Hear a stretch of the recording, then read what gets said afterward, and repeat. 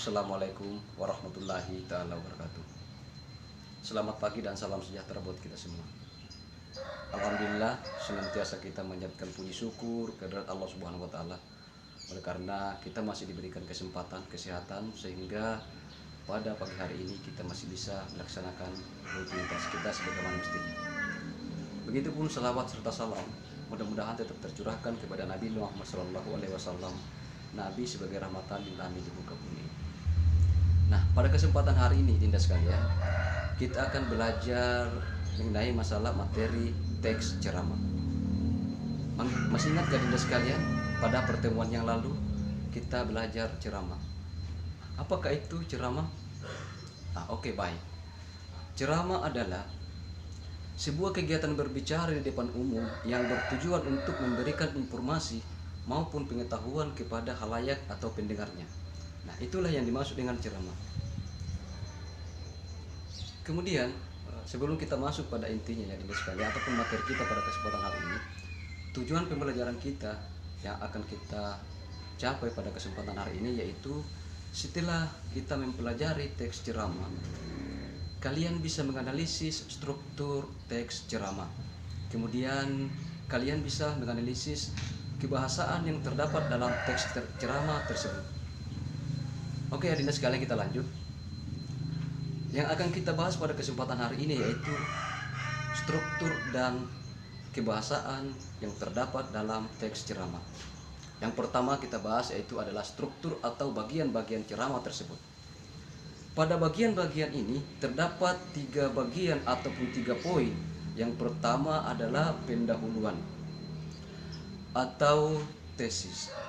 Kemudian yang kedua, isi ataupun ringkasan argumen ataupun rangkaian argumen yang terdapat dalam ceramah tersebut. Kemudian yang ketiga adalah penutup atau penegasan kembali apa yang kita sampaikan pada ceramah tersebut. Yang pertama kita bahas yaitu adalah pendahuluan atau tesis. Pada pendahuluan atau tesis ini terdapat beberapa bagian. Yang pertama yang harus kita pahami yaitu salam. Salam pembuka dari kegiatan ceramah tersebut. Kemudian yang kedua yaitu sapaan. Kita menyapa audiens ataupun pendengar yang ada pada kesempatan hari itu. Kemudian ketiga, ucapan puji syukur kehadirat Allah Subhanahu wa taala. Kemudian selanjutnya rangkaian materi ataupun poin-poin penting yang terdapat dalam ceramah tersebut. Kemudian kita lanjut yang kedua atau isi atau rangkaian argumen yang terdapat pada ceramah yang akan kita sampaikan pada kesempatan hari ini. Rangkaian argumen biasanya berisi tentang inti ceramah yang ingin kita sampaikan pada kesempatan hari itu. Itulah yang dimaksud dengan rangkaian argumen ataupun inti pada ceramah.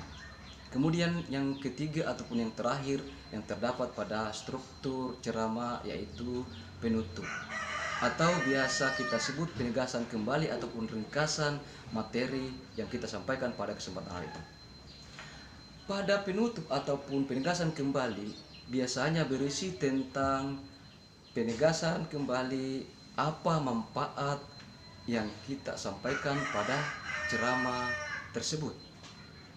Kemudian selanjutnya setelah kita menyampaikan manfaat yang terdapat pada ceramah kita hari itu, kita lanjut dengan ucapan permintaan maaf ketika ada kekeliruan dan lain sebagainya dalam penampilan kita pada kesempatan hari itu. Kemudian lanjut ucapan terima kasih atas kesempatan yang diberikan kepada kita pada kesempatan hari itu. Kemudian terakhir ditutup dengan salam. Nah, itulah bagian-bagian ataupun struktur ceramah. Kemudian kita lanjut bagian kedua yaitu kaidah kebahasaan yang terdapat dalam ceramah tersebut. Dalam kaidah kebahasaan ini ada 5 bagian yang terdapat pada kaidah kebahasaan. Pada poin pertama yaitu menggunakan kata ganti orang. Tahukah Dinda sekalian apa itu kata ganti orang?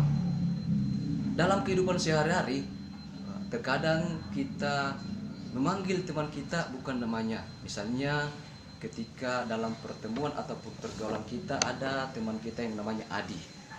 Terkadang ketika kita memanggil dia, tidak memanggil namanya sebagai Adi, tapi kita memanggil, "Hei kamu." Nah, itu adalah salah satu kata ganti orang. Kemudian kata ganti orang pertama misalnya, kayak saya, nama saya Heril. Tapi bisa digantikan dengan misalnya kata saya, aku, dan lain sebagainya. Ya. Jadi pada intinya bahwa kata ganti orang itu ada beberapa bagian, yaitu saya, kamu, dia, mereka, kami, dan lain sebagainya. Kemudian lanjut pada bagian kedua, kaidah kebahasaan yang terdapat pada ceramah tersebut, yaitu menggunakan kata ganti teknis, kata-kata teknis, bukan kata ganti ya, tapi kata-kata teknis. Kata-kata teknis biasa juga disebut kata yang khas dari sebuah tema yang kita angkat pada kesempatan hari itu. Ketika kita mengambil salah satu tema misalnya tentang kesehatan, kata-kata teknis yang terdapat pada tema kesehatan itu biasanya berhubungan dengan stamina, imunitas, vitamin, dan lain sebagainya. Kemudian kita lanjut pada bagian ketiga, yaitu menggunakan kata-kata yang menunjukkan sebab akibat dan hubungan temporal. Hubungan sebab akibat dan hubungan temporal. Nah, hubungan sebab akibat ini salah satu contohnya adalah oleh sebab itu, oleh karena itu, dan lain sebagainya. Contoh hubungan temporal yaitu kemudian, lalu, setelah itu, dan lain-lain. Kita lanjut bagian keempat, yaitu menggunakan kata kerja mental. Nah, kata kerja mental biasa juga kita sebut kata mental adalah kata kerja yang menunjukkan sedang melakukan sesuatu. Contohnya yaitu menyapu, mengepel, menendang, dan lain sebagainya. Kemudian lanjut bagian kelima ataupun bagian terakhir, menggunakan kata-kata persuasif. Nah, apakah itu kata-kata persuasif? Kata-kata persuasif adalah kata yang sifatnya mengajak ataupun membujuk seseorang. Contohnya misal yaitu kembalilah, makanlah, ayolah, dan lain sebagainya. Kata-kata persuasif ini biasanya memakai partikel atau akhiran lah, seperti pada tadi yaitu makanlah, ayolah, minumlah, dan lain sebagainya. Nah, itulah materi yang kita pelajari pada kesempatan hari ini yang berhubungan dengan ceramah. Yang pertama struktur, dan yang kemudian kedua kaidah kebahasaan. Itu yang menjadi inti pada pembahasan kali ini.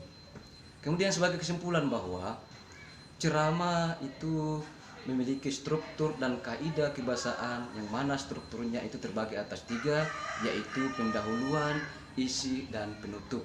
Kemudian kaidah kebahasaan dibagi atas 5 bagian, yaitu menggunakan kata kerja, kata ganti orang, kemudian menggunakan kata-kata teknis, kemudian menggunakan kata yang menunjukkan sebab akibat dan hubungan temporal.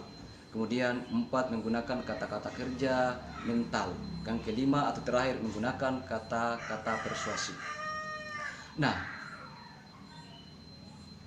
dari rangkaian materi yang kita pelajari pada kesempatan hari ini sekalian, untuk mengerjakan soal-soalnya, Dinda sekalian membuka LKPD yang sudah disiapkan dan mengerjakan tugas yang ada di dalam.